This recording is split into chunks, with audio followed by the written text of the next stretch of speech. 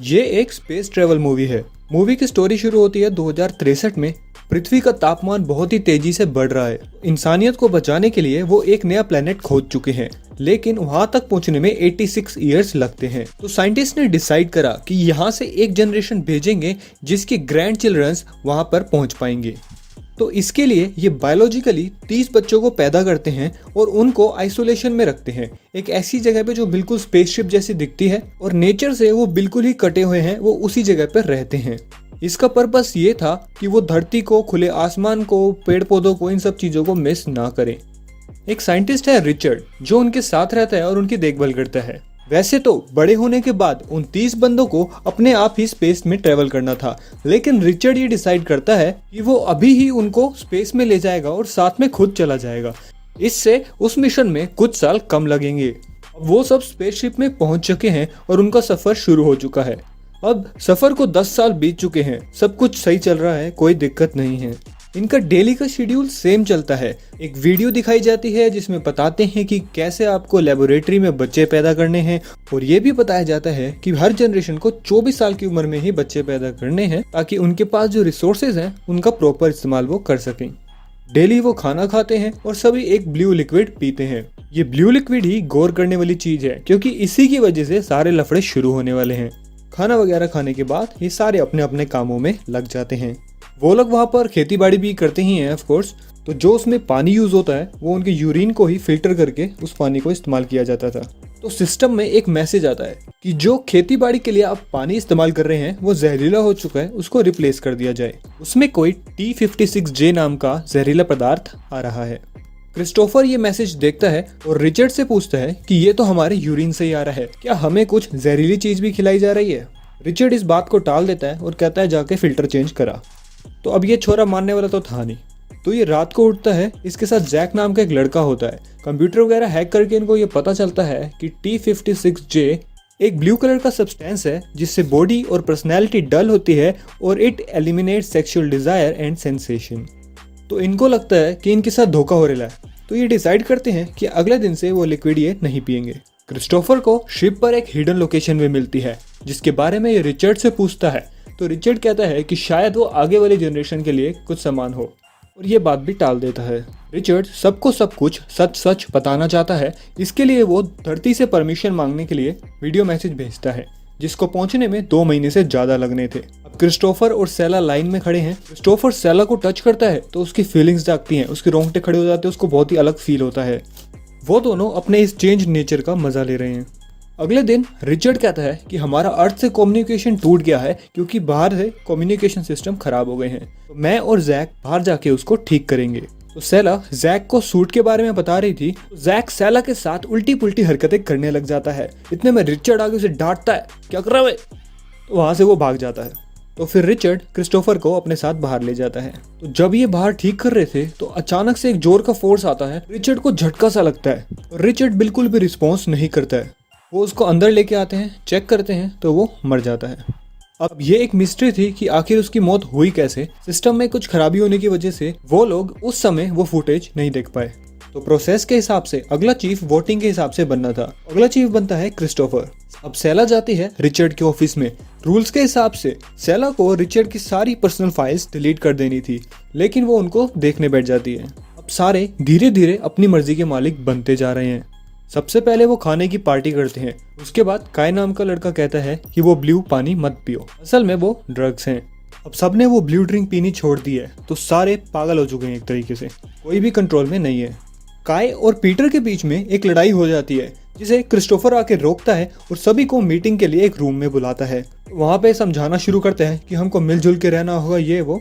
तो इतने में जैक बोल पड़ता है कि बोध हो गया थारा।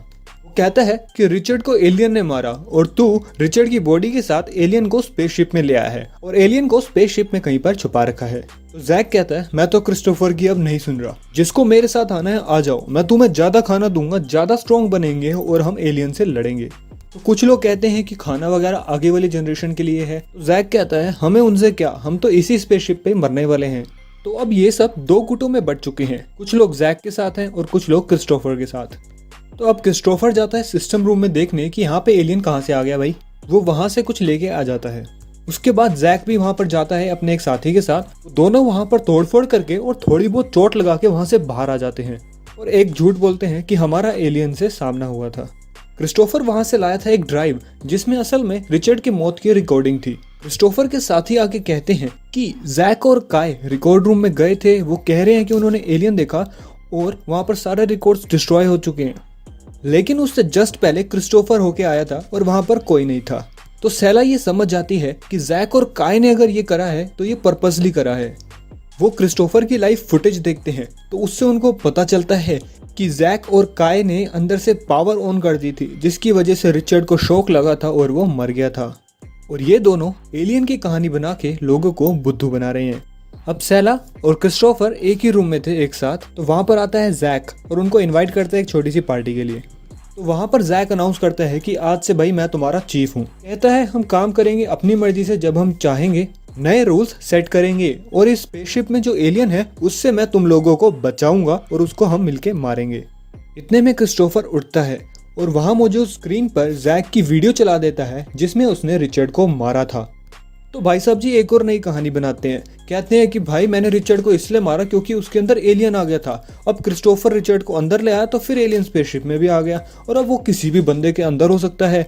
सबको कहने लगता है तेरे अंदर हो सकता है, तेरे अंदर हो सकता है। बार बार सभी लोग पीटर को कहने लग जाते हैं तो वो एकदम डर जाता है और वहां से वो भाग जाता है। सभी उसके पीछे भागते हैं और सारे उल्लू के पट्टे, sorry for my language, but वो पीट पीट के उस बंदे को मार डालते हैं। ये लोग कुछ ज्यादा ही खतरनाक हो गए हैं। अब हथियार के नाम पे ये जो औजार मिलते हैं इनको उठा लेते हैं सो कॉल्ड एलियन को मारने के लिए, या यूं कहें कि क्रिस्टोफर और उसके साथियों को मारने के लिए। अब क्रिस्टोफर कहता है कि हमारे पास हथियार तो है नहीं, उनसे लड़े कैसे। इतने में सेला कहती है कि रिचर्ड ने अपनी एक वीडियो में कहा था कि क्रिस्टोफर को पता है कि हथियार कहाँ पड़े हैं। तो क्रिस्टोफर को याद आता है वो हिडन एरिया जो फ्यूचर जनरेशन के लिए था। वो चुपके से वहां पर जाता है और वहां पे गेट नहीं खुलता है और अलार्म बजने लगता है, जिसे जैक के दो साथी सुन लेते हैं और जाके जैक को बता देते हैं। तो जैक भाई सब तो उसको तोड़ ताड़ देता है और अंदर से हथियार निकाल लेता है जिसमें काफी हाई फाई गन्स वगैरह होती है। तो जैक के सारे साथी अब हथियारों से लोडेड है। अब क्रिस्टोफर के साथ सिर्फ 2 लड़कियां और बची हैं, बाकी सारे लोग जैक के साथ चले गए अपनी जान बचाने के चक्कर में। जैक क्रिस्टोफर के लिए यहाँ पर आ रहा है, वो वहां से क्रिस्टोफर को लेके जा रहा होता है। तो सेला और वो लड़की जैक को समझाने की कोशिश करती है, उससे बात करने की कोशिश करते हैं। वो बात कर ही रहे होते हैं कि इतने में काय गोली चला देता है उस लड़की पर और वो लड़की वहीं पे मर जाती है। जैक उसको मारने का क्रेडिट लेता है और कहता है देखा मैं क्या कर सकता हूँ। अब सेला और क्रिस्टोफर को मारने के लिए ये लोग उनके पीछे पड़ जाते हैं। बहुत भागम भाग करते हुए बचते बचाते ये दोनों पहुंचते हैं स्पेसशिप के एग्जिट पॉइंट पे। इनके पीछे अकेला जैक आ रहा होता है। ये दोनों फटाफट स्पेस सूट पहन लेते हैं और वॉल्ट का दरवाजा खोल देते हैं, जिसकी वजह से तेजी से स्पेसशिप की सारी हवा बाहर जा रही थी। जैक के पास सूट नहीं था लेकिन फिर भी वो फाइट कर रहा था, जिसमें उसने क्रिस्टोफर को स्पेसशिप से बाहर फेंक दिया। लेकिन सेला ने धक्का मार के जैक को भी बाहर फेंक दिया और बिना स्पेस सूट के वो इंस्टेंटली मर गया। सेला वॉल्ट को खुला रखकर क्रिस्टोफर का इंतजार करती है और उसको क्रिस्टोफर दिखाई देता है तो वो खुश हो जाती है। ऑफ कोर्स क्रिस्टोफर बच जाता है। अब ये दोनों जाके जैक के साथियों को बताते हैं कि जैक मर चुका है। सभी ढीले पड़ जाते हैं और अपने गन्स वगैरह रख देते हैं। अब दोबारा से वोटिंग होती है तो इनकी नई चीफ बनती है सेला। अब सब कुछ स्मूथ चल रहा है। तो अब ये फास्ट फॉरवर्ड करके दिखा देते हैं कि इनके बच्चे हो जाते हैं, वो बड़े हो जाते हैं, ये बूढ़े हो जाते हैं, ये मर जाते हैं, इनके बच्चे बड़े हो जाते हैं, इनके बच्चों के बच्चे हो जाते हैं और ये नए प्लेनेट पे पहुंच जाते हैं। और मूवी यहाँ पर खत्म हो जाती है। मूवी की स्टोरी कैसी लगी हमें जरूर बताएं। अगर किसी और मूवी की ऐसी ही शॉर्ट समरी देखना चाहते हैं हिंदी में तो उस मूवी का नाम जरूर कमेंट करें। वीडियो देखने के लिए धन्यवाद।